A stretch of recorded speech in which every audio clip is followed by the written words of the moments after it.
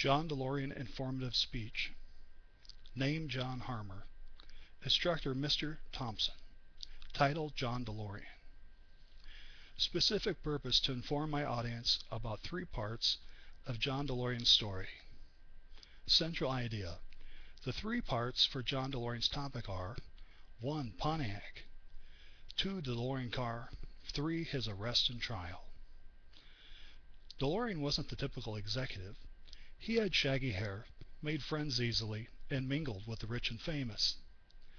Topic. Not many people are able to start their own car company from scratch.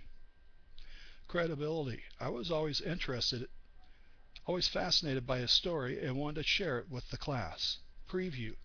Today I will share with you three parts of John DeLorean's life. 1. Pontiac, 2. DeLorean Car, 3. His arrest and trial. The first part is the Pontiac years. His winning formula was simple and hip. Listen to rock and roll radio. From there, he said, one could gauge what young buyers wanted, what trends would develop. It's the cheapest education you could get, he once said. A great engineer and inventor, he brought Pontiac its first compact car.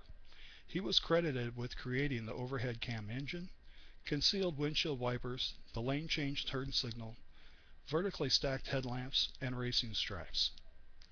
DeLorean's first contribution to Pontiac was the Pontiac GTO, a muscle car he created by taking their lightest compact car, the Le Mans, and swapping in their largest engine. In response to the growing pony car market, dominated by the Ford Mustang, DeLorean turned to the 14th floor management for permission to design an all-new car.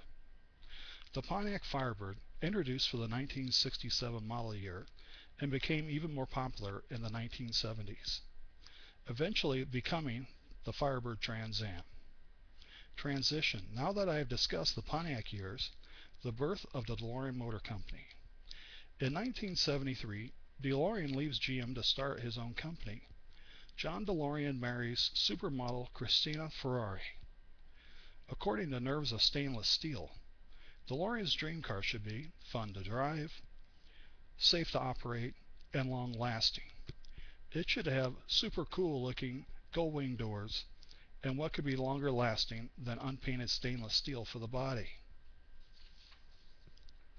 DeLorean hired Giorgetto Guerrero of Ital Design for body design, and Colin Chapman of Lotus for chassis design and handling. DeLorean sought lucrative incentives from various government and economic organizations to help pay for constructing the company's auto manufacturing facilities. According to About.com's Christine Hall, the British government was very keen to create jobs in Northern Ireland to reduce sectarian violence by reducing unemployment, almost 20% at that time. The British government lended DMC about $120 million in startup costs. DeLorean planned to employ 2,000 workers near Belfast in Northern Ireland, would cause support for the Irish Republican Army to dwindle.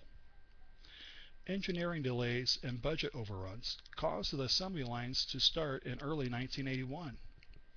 Reception by the car-buying public and auto magazines was mixed. The early cars had an impressive waiting list of anxious customers. The sticker price of $25,000 was costly for most of the market. A recession during 1981 and 82 didn't help either. Lack of demand, cost overruns began to take a toll on DMC's cash flow in late 1981. Car sales were only around 6,000 units, and their break-even point was 12,000 units.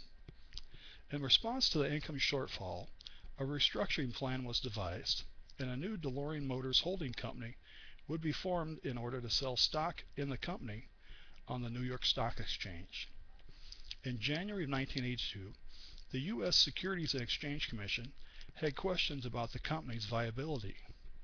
The company was forced to cancel the stock issue for the holding company that DeLorean had hoped would raise $27 million.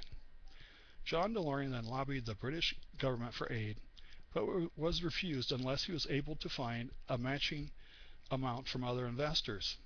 In 1985, the DeLorean shot to worldwide fame in the Back to the Future movie.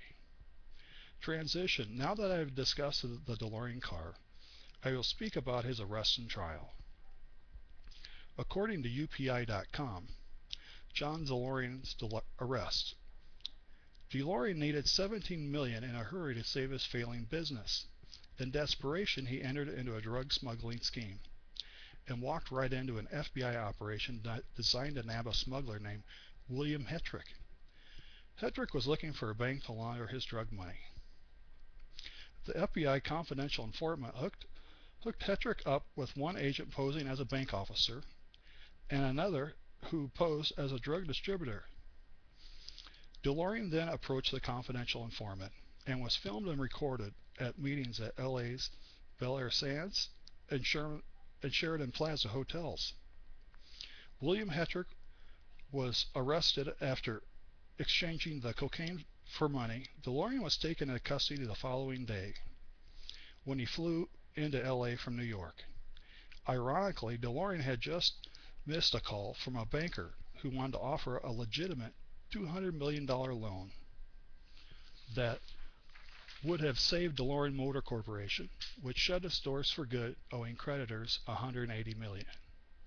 It was later proven that the money paid for the drugs brought in by Hetrick was provided by the U.S. government. In 1984, John DeLorean was cleared of all charges after a federal judge ruled the FBI operation had been a clear case of entrapment.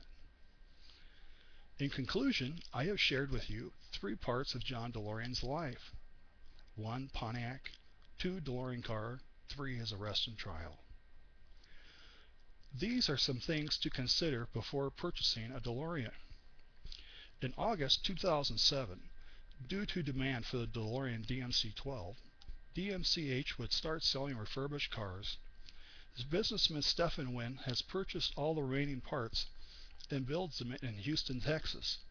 A new DeLorean can be assembled from the ground up using a combination of new, original, and reproduction parts for $57,500.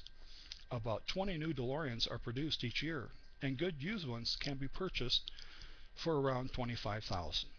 For 2013, DMC Texas is producing an all-new plug-in hybrid DeLorean.